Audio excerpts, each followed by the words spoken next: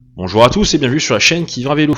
Aujourd'hui, je vais parler enfin du deuxième épisode du projet Superbike. Qu'est-ce que le projet Superbike? Je me suis demandé s'il était possible d'avoir un vélo aux alentours de 2000 € avec un cadre carbone, des roues de la même matière et un groupe électrique pour un peu moins, un petit peu plus de 2000 €. Est-ce que c'est possible? Oui ou non? Vous le saurez à travers de ce projet, et si c'est possible, combien ça m'en aura vraiment coûté, quels sont les éléments choisis, etc., etc.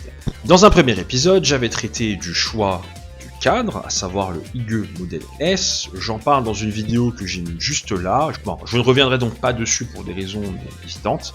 Le lien est dans la description. Je vous laisse regarder ça, puis revenir à cette vidéo. Parlons maintenant du choix du groupe.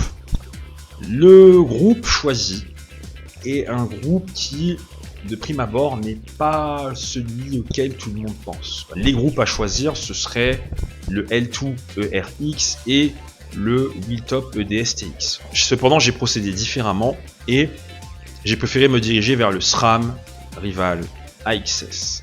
Le groupe Wheeltop est très intéressant, mais le problème, c'est qu'à l'heure actuelle, il y a plus l'air d'être en bêta test plutôt que d'être un groupe abouti, parce qu'il y a encore des petits soucis de ça et là, des petites difficultés de montage qui ont été mentionnées par NCT ou encore Bruno de Cycle Passion. Et évidemment, le groupe a l'air extraordinaire, c'est un véritable game changer comme on dit, un groupe qui permet autant de possibilités de changement de vitesse.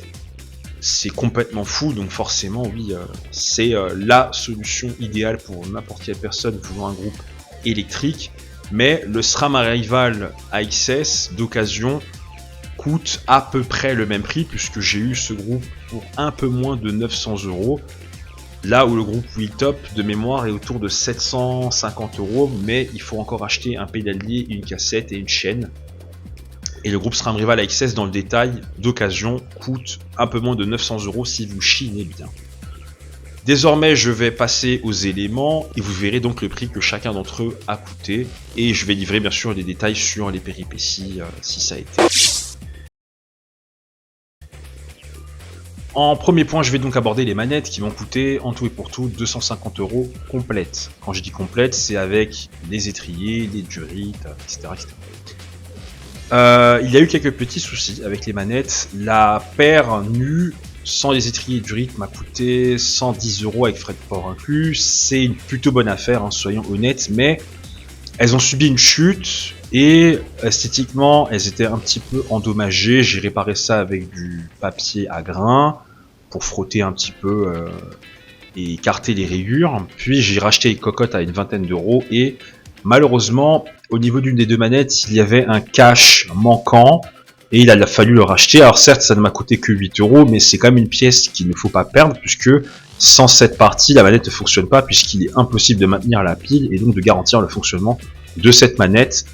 Ça m'a donc coûté 140 € pour les manettes et les étriers et les durites m'ont coûté 110 € sur un site qui s'appelle Procycle 43.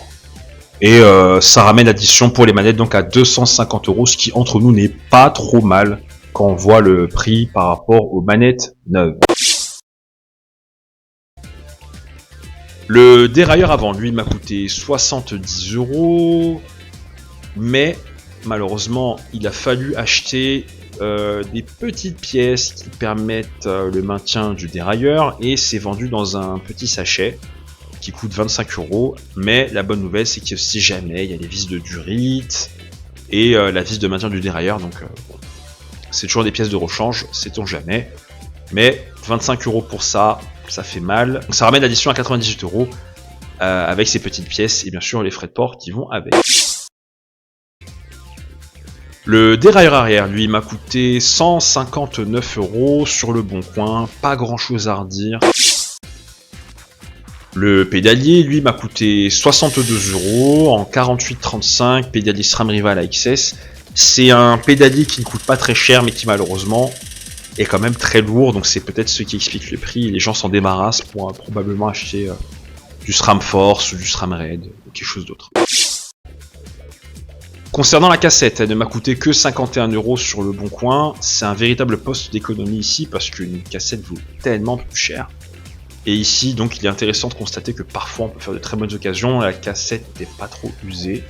Elle est en 36 dents, donc franchement pas grand chose à redire dessus. Ensuite, il y a des petites parties à acheter, telles que le boîtier de pédalier par exemple, qui m'a coûté une trentaine d'euros. Et le groupe étant électrique, surtout chez SRAM, il y a des batteries amovibles qu'il faut se procurer. Et les batteries, c'est quand même autour d'une quarantaine d'euros, plus le chargeur, parce que sinon c'est un petit peu compliqué. Et le tout m'a quand même coûté la bagatelle de 169 €, frais de port inclus. Enfin, ça pique un petit peu, mais c'est comme ça. Pour ce qui est des disques, il m'en a coûté 0 € pour la simple et bonne raison que j'ai récupéré ces disques d'un vélo que j'ai vendu. J'avais de précédents disques que j'ai changé avec ces derniers pour ne pas altérer le projet. Je vais quand même rajouter une cinquantaine d'euros symboliquement pour le potentiel achat de disques Centerlock que j'aurais fait. Ce qui porte le groupe aux environs de 870 € de mémoire. Le groupe m'ayant coûté 870 € avec les 50 € que j'ai rajouté symboliquement pour les disques, ainsi que les 700 € du cadre, cela porte addition actuelle à 1570 €. Il me reste donc 430 € pour trouver une paire de roues en carbone, profilée idéalement, 50 mm ce serait parfait, avec un corps de roue libre XDR. Ça peut être une paire de roues d'occasion ou une paire de roues neuve, et la question c'est de savoir est-ce que c'est possible d'avoir une paire de roues avec de telles caractéristiques dans ce budget. Ça paraît compliqué comme ça, mais je vais être honnête avec vous, oui, j'ai cette paire de roues, je l'ai trouvée, et j'en parlerai donc dans une vidéo proprement dédiée, avec le vélo qui sera monté, et on va tester les roues, enfin on va parler des roues à ce moment-là, etc., etc. La paire de roues vient d'un site qui s'appelle ProX, j'en parlerai très en profondeur. Merci d'avoir suivi cette vidéo. Rendez-vous dans la prochaine vidéo donc, pour mentionner les roues et la troisième partie du projet Superbike. N'oubliez pas, qui dans un vélo, à la prochaine, ciao. 1, 2, 1, 2 test, 1, 2 test.